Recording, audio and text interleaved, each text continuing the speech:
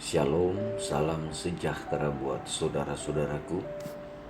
Judul renungan kita hari ini, mengetahui kenapa engkau mempercayai apa yang engkau percayai. Ayat renungan kita terdapat dalam Wahyu pasalnya yang ke-16, ayat 13 dan ayat 14. Dan aku melihat dari mulut naga dan dari mulut binatang dan dari mulut nabi palsu itu keluar 3 roh najis yang menyerupai katak. Itulah roh-roh setan. Mari kita dengarkan keterangannya. Saya melihat bahwa umat kesucian harus memasuki pengertian yang tepat akan kebenaran masa kini yang mereka akan peroleh dengan mengusahakannya dari kitab suci.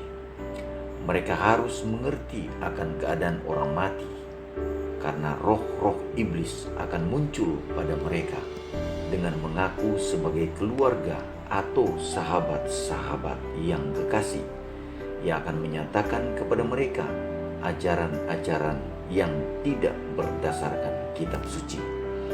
Mereka akan melakukan semua yang ada dalam kuasa mereka untuk membangkitkan simpati dan akan bekerja dengan mujizat di depan mereka untuk meneguhkan apa yang mereka nyatakan. Umat Allah harus dipersiapkan untuk menghadapi roh-roh ini dengan kebenaran Alkitab bahwa orang mati tidak tahu apa-apa dan bahwa yang muncul itu adalah roh-roh iblis.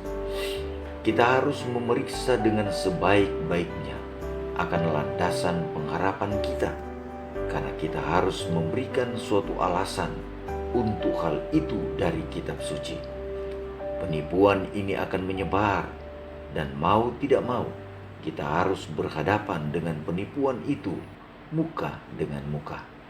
Dan kecuali kita dipersiapkan menghadapi hal itu, kita akan terjerat dan kalah. Tetapi, jikalau kita melakukan apa yang dapat kita perbuat sebagai bagian kita supaya siap menghadapi pertarungan yang terbentang di hadapan kita, maka Allah akan melakukan bagiannya, dan tangannya yang berkuasa itu akan melindungi kita. Ia lebih cepat menyuruh setiap malaikat keluar dari kemuliaan untuk memagari jiwa-jiwa yang setia, daripada membiarkan mereka ditipu dan disesatkan oleh mujizat-mujizat palsu dari iblis. Saya melihat kecepatan penipuan ini menyebar. Suatu deretan kendaraan ditunjukkan kepada saya bergerak dengan kecepatan kilat. Malaikat menyuruh saya melihat dengan teliti. Saya tujukan mata saya kepada deretan kendaraan itu. Tampaknya seluruh dunia berada di atasnya. Kemudian ia menunjukkan kepada saya kondekturnya, seorang yang rapi dan agung, kepada siapa semua penumpang berharap dan menghormatinya. Saya menjadi bingung, lalu menanyakan pada malaikat yang membawa saya, siapakah dia? Ia berkata, itulah iblis. Dialah si kondektur dalam bentuk seorang malaikat terang. Ia telah menawan seisi dunia. Mereka telah menyerah pada penipuan yang kuat, mempercayai suatu dusta, sehingga mereka dapat dikutuk.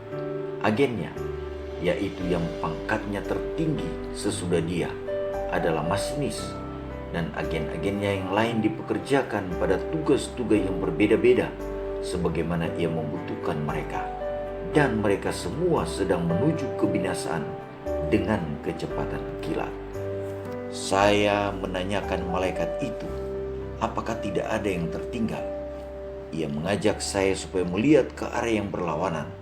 Lalu saya melihat serombongan kecil sedang berjalan di atas jalan yang sempit. Tampaknya semua bersatu teguh oleh kebenaran.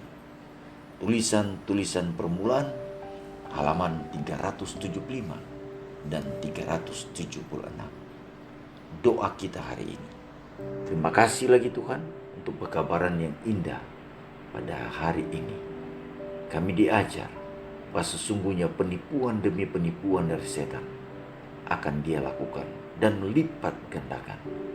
Tolong kami hari ini agar kami disanggupkan melihat penipuannya dan kami tidak terbabit dengan penipuan-penipuan yang luar biasa ini.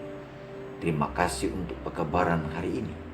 Kami persembahkan doa ini hanya di dalam nama Tuhan Yesus, nama yang indah, Tuhan dan Juru Selamat kami.